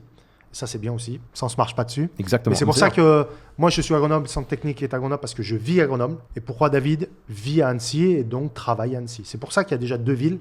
C'est pas... Donc il y a le siège social Voilà, et le centre technique et de formation. Donc Grenoble pour tout ce qui est technique et formation chez TED. C'est ça. Donc c'est de la sous-traitance, on a un contrat fait. de partenariat et je ça. rassure tout le monde, pour des années, il a été signé, Teddy va pas partir en courant. Et d'ailleurs, j'ai aussi un engagement avec les utilisateurs. Bien sûr. Parce que c'est pas parce que c'est pas l'utilisateur qui me paye directement, c'est David. Par contre, moi, j'ai un engagement avec l'utilisateur.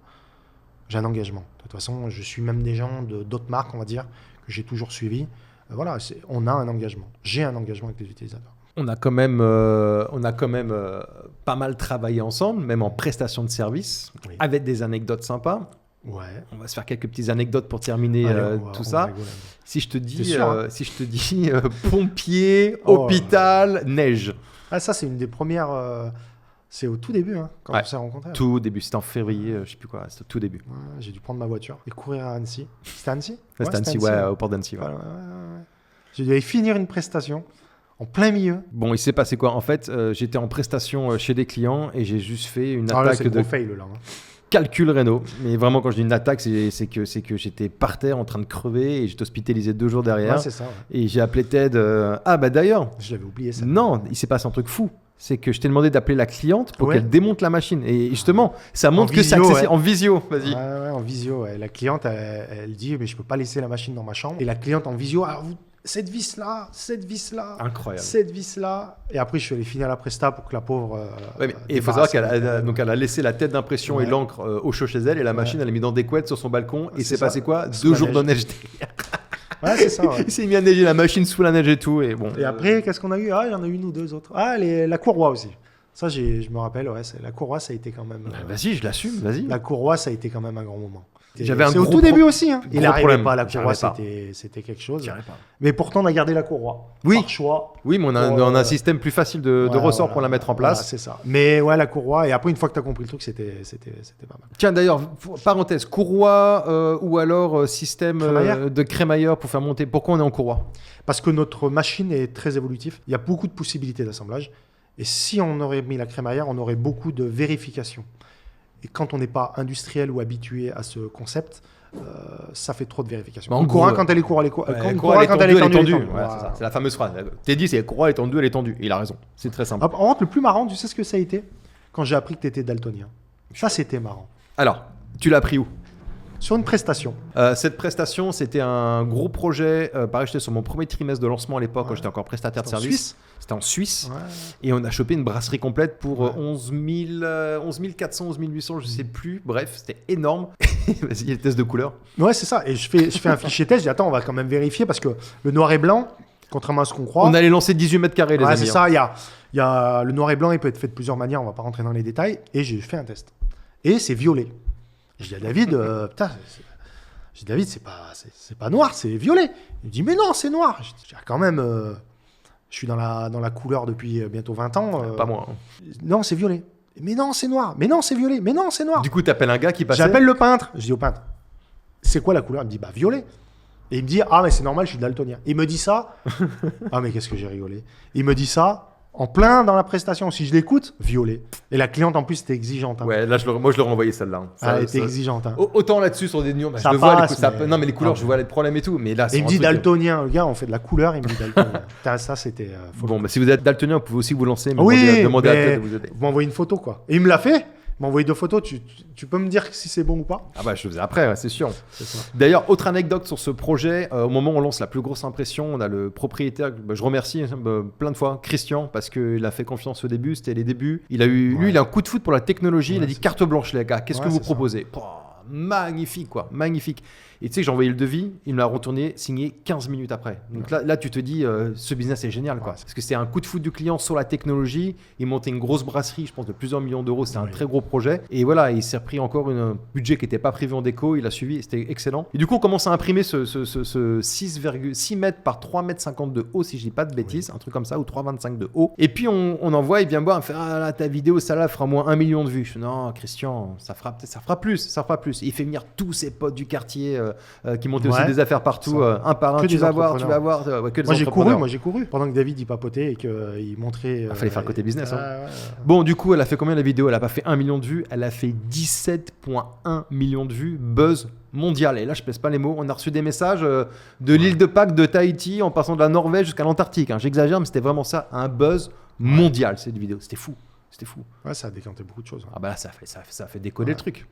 Et à l'époque, on utilisait une autre machine. Enfin, pardon, j'utilisais chez Kavik une autre imprimante que j'avais achetée chez un distributeur qui a toujours en France. Donc j'ai acheté la machine chez lui. Et puis, ben, moi, justement, avec ces buzz que je commençais à avoir avec ma machine, eh ben, il y a de plus en plus de demandes de prestations partout en France. Mais partout. Mais à un moment, je peux pas me diviser Tout à en... fait. Partout, j'allais chez le Sable d'Olonne, à Saint-Tropez, à Lille, à Paris, au Suisse, à l'autre bout de la Suisse, il y en avait vraiment de partout. Du coup, j'avais dit à ce distributeur, ben, je pense que j'ai une vision de ce qu'on peut faire sur les réseaux sociaux, et surtout un package avec la formation compris, etc.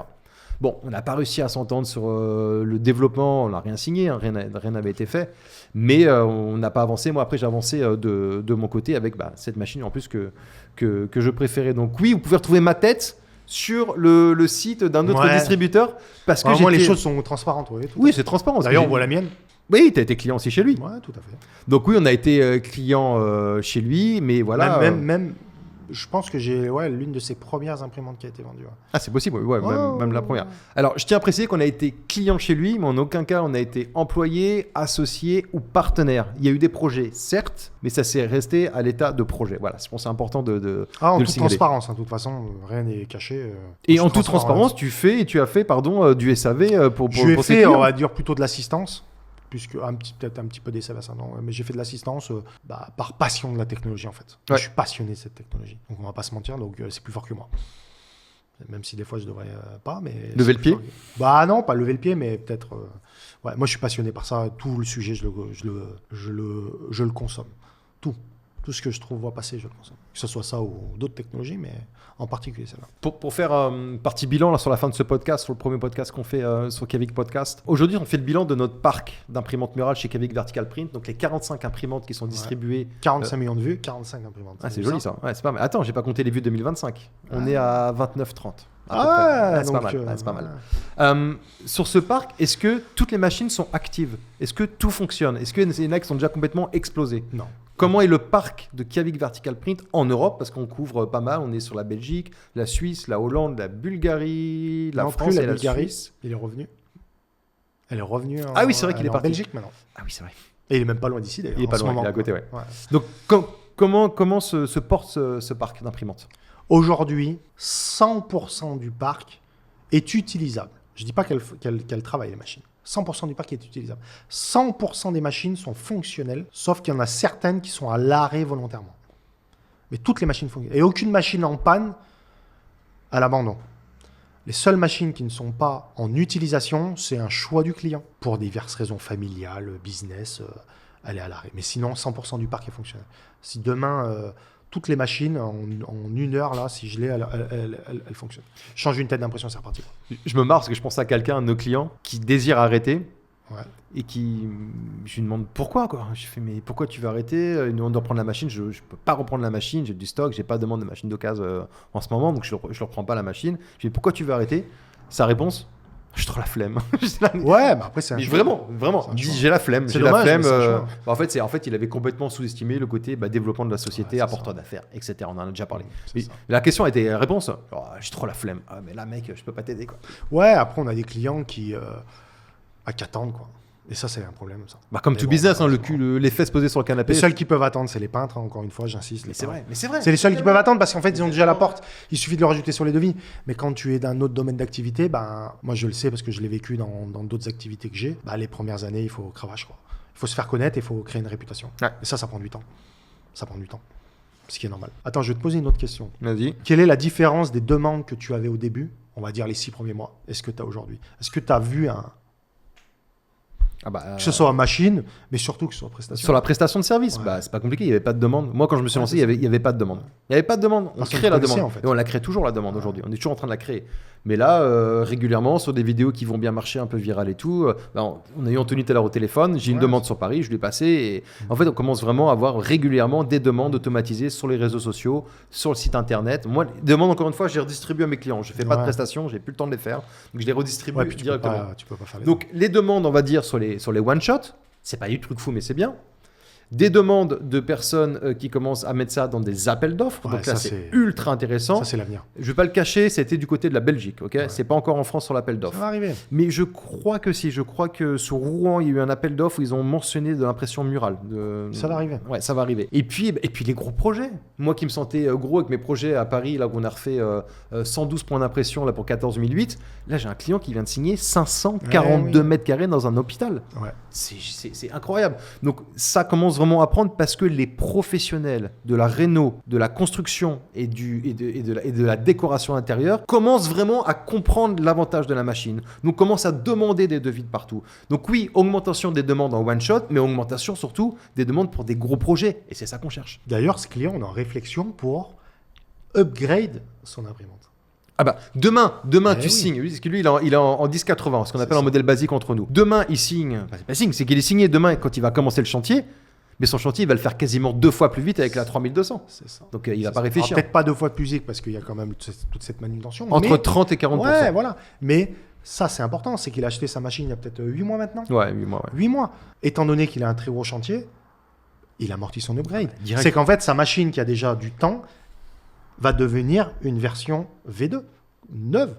C'est-à-dire une nouvelle version. Et ça, c'est fort. C'est que veut dire qu'une machine, on va dire ancien modèle, mais c'est pas vrai, on arrive à la booster pour pas une somme mirobolante. Comme si tu changeais le moteur de la voiture. Et assez simplement. Et ça a été un gros pourparler avec les ingénieurs. C'est qu'on veut absolument le plus possible et on le fera le plus longtemps possible. Et s'il y a une 3e version, j'espère qu'on pourra aussi, et ça sera même fait pour, faire évoluer les machines. On connaît tout le système de base, les cartes mères, l'électronique, mais on arrive quand même à Bien sûr. booster nos machines. Et regarde, il signe un contrat.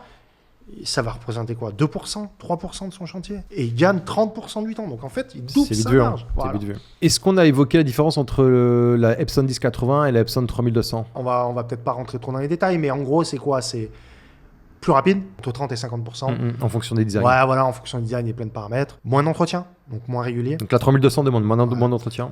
Le changement des filtres est plus simple, Mm-mm. beaucoup plus simple. Moins capricieuse, on va dire. Les canaux, beaucoup de choses font qu'elle est moins capricieuse. Durée de vie plus longue. Voilà, Plus et durée de vie plus longue. Ouais. Mais surtout, c'est le gain de temps. Là, j'ai un client qui m'appelle l'autre jour. Ah, tu vois, je suis 2 jours sur le chantier, j'ai ça imprimé. Je dis, tu vois, tu passes sur une évolution tête d'impression, tu aurais gagné un jour, tu as payé la moitié de ton kit, quoi. C'est ça. Donc en fait, il aurait pris la même prestation, à fait. la même facturation, mais il aurait Tout à passé fait. 2 fois moins de temps sur le chantier. Quasiment 2 fois moins de temps sur le chantier. Tout à fait. Ouais. Ouais, c'était fait. Et ça, c'est important. Bon, je pense qu'on pourrait rester des heures à parler de ça. C'est ce qu'on Ouais. fait déjà tous les jours ensemble, au téléphone, par WhatsApp, les messages. Des podcasts comme ça, on va en faire plein. Là, c'était vraiment un podcast, on va dire, très centré sur la technologie et puis vraiment pour vous donner un peu la température du business et puis le développement du business. Mais ce qui est important, c'est aussi de voir tous les partenaires qu'il y a autour de tout ça. On a déjà fait des séries de vidéos sur le transport entre la Chine et la France. Mais je pense que ça peut être intéressant d'inviter déjà nos clients ici Oui. pour discuter, comme on a fait avec Anthony ou Bernard tout à l'heure. Et puis d'inviter des banquiers, d'inviter des comptables, d'inviter voilà, tous ceux qui peuvent vraiment aider les personnes qui tombent sur ce podcast, qui sont soit en reconversion, soit essaient de comprendre justement comment fonctionne le business. Ah oui, il y a un plan important. On accompagne des entrepreneurs au final. Ouais, c'est ça. C'est ça qu'on fait. C'est ça notre taf. On accompagne il y en a beaucoup qui n'ont jamais été entrepreneurs. Et c'est pour ça que je suis souvent chiant au téléphone et j'insiste. J'insiste sur la partie entrepreneuriat d'impression murale. T'achètes pas une technologie, tu lances une T'achètes boîte. un ensemble. T'achètes un ensemble. Et tu vois, et j'aimerais bien, si quelqu'un a acheté une machine en Chine à 750 €, ça serait bête, mais je suis chaud, je vous la rembourse presque. Et vous me l'expédiez. Ça serait marrant, ça. Ah, ça serait. Alors moi, j'ai eu des machines qui ont été achetées dans les 7-8 000 € en Chine avec les frais de transport. J'ai même des gens qui sont venus au bureau pour montrer. J'ai les vidéos, je vais pas te mettre là parce que je pense que l'ingé son, on va lui casser les oreilles. Voilà, tu joues entre l'entrée de gamme.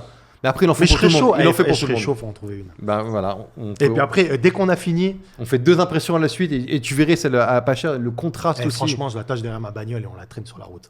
Bon, là, il va trop loin. On est en train de le perdre. Bon, n'hésitez pas si vous avez d'autres questions concernant ou même des idées par rapport au podcast. Il y a les commentaires, c'est fait pour ça. À mettre le petit like, à vous abonner aussi. Vous avez bien compris que sur Kavik Vertical Print, on n'est pas là que pour vendre du matos. On est là pour vous informer sur la technologie de l'impression murale et pour parler de business aussi en général, parce que les deux sont liés finalement. T'achètes difficilement une imprimante si tu te mets pas entrepreneur. En fait. L'un ne va pas sans l'autre. Il y a tout un ensemble. Il y a toute une stratégie. D'ailleurs, il y a des vidéos pour ça. Comment bien se vendre, comment bien se présenter. Tout ça, ça fait partie de l'accompagnement. Tu ne peux pas. Il y en a qui arrivent, mais il faut être accompagné. Et nous, on est là pour ça. Tu es là sur ça. Merci mon Ted. Plus que moi d'ailleurs. Ciao, merci.